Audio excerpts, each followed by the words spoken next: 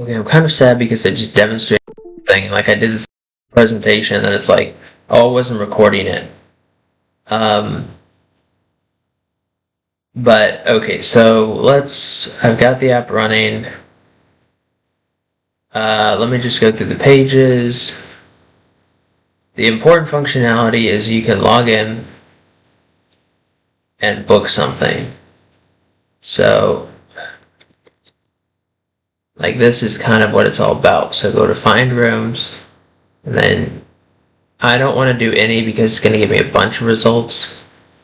Click view details, purchase. Are you sure? Yeah, I'm sure. You can see your bookings. And then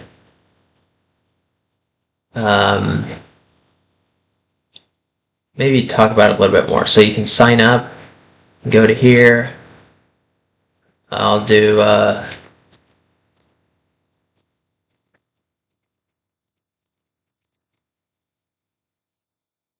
and if I try to say like I'll choose demonstration 3 to register, it says you must be at least 18 years old to register. If I leave this blank, it'll say, hey, you gotta enter the fields. So like if I go back, hit register, it says first name's required, last name's required, email is required, password's required, and birth date field is required.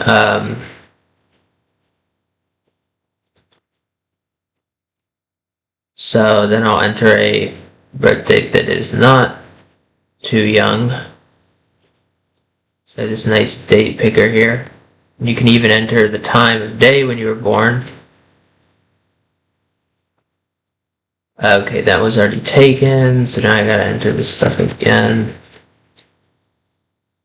Okay, so then I've been added. You can view different types of beds, view the different buildings. You got the building name, address, phone, number of rooms, web URL, zip code, and these are from a data set, not that one, this one of hotels in Washington, D.C. I think there's like 176 of them or something. There's about between 100 and 200 of them. And then this you can see there's a lot of them. There's like 30,000, so this will take a while to load.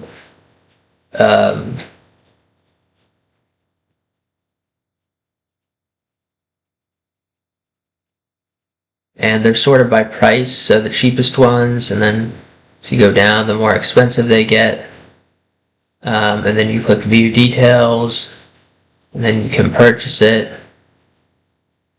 And then you can go back here. Let me open link in new tab, see my bookings. St. Gregory 53. That should not be. That's gonna throw an error. Oh man. Okay, darn. Have to restart the app. Okay, well there's some errors, but I mean I think in general it works. I mean like the basic functionality's there. While that's loading, let me talk about how I import it into Oracle. So we had US City. This is kind of overkill, but I got US cities. I was like, okay, let me just include the US. I won't include like Canada or Mexico. Countries too broad. But you specify New York, Los Angeles, Chicago, Miami, Dallas, state ID, state name, country FIPS, county FIPS, county name, lat long, population, density, source, military, incorporated, time zone, a bunch of zip codes that are there, ID, date created, date updated, and then from that I formed state, where state includes, actually let me just make sure that I am actually recording. Okay, I am.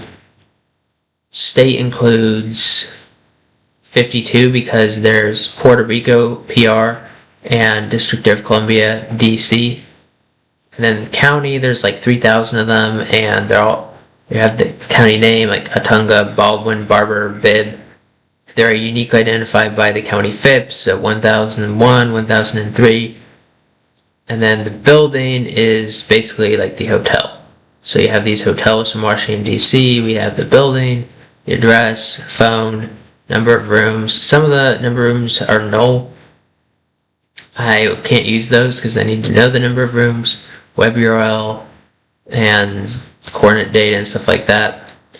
And then room, bed, and some stuff that I wanted to show is how many rooms there are, how many,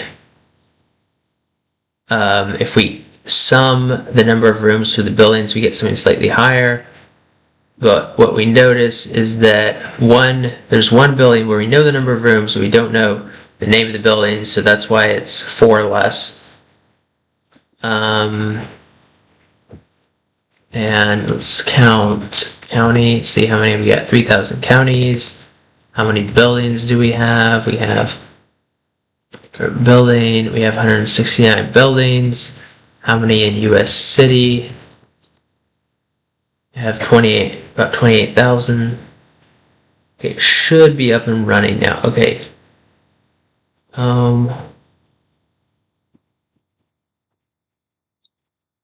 So we go to find rooms, check availability.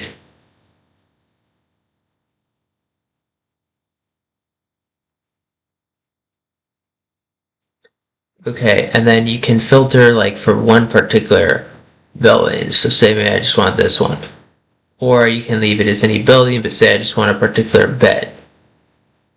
And then you can also use a double filter, like say, how about that?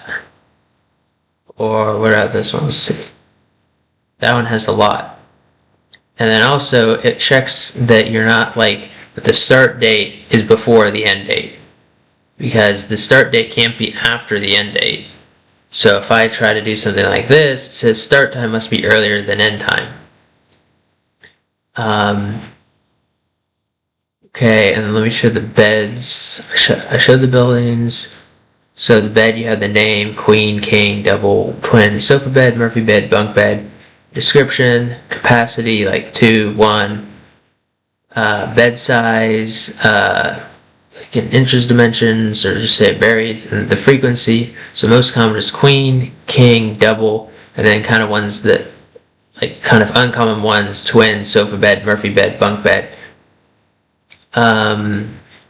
Then you have your account page. You can change your password. So I could say I want to change my password to that. Oh wait, it has to be the current password.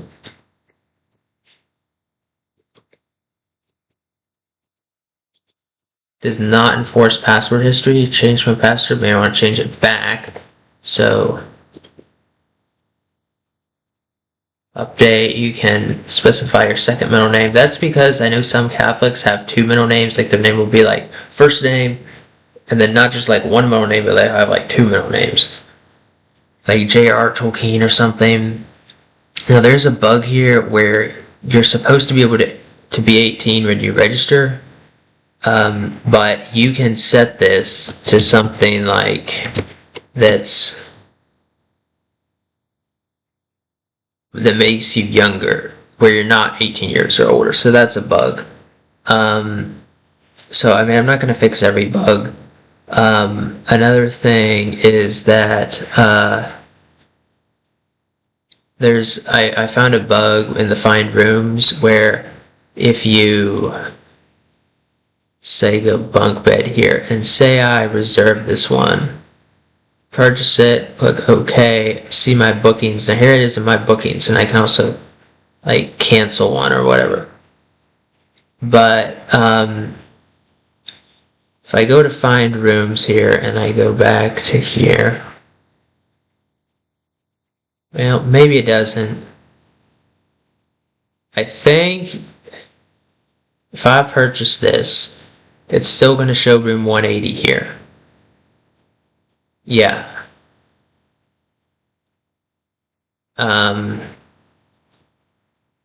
So you should like, I guess it's not updating enough or whatever, but I don't know. I think it's not a big deal. Now, let me show what happens if you're logged off. So if I log off, and the general page has where you sign up, or where you view the beds, or where you view the hotels. But when you go to here, notice that you just see find rooms and log in. If you log in, two new fields that pop up are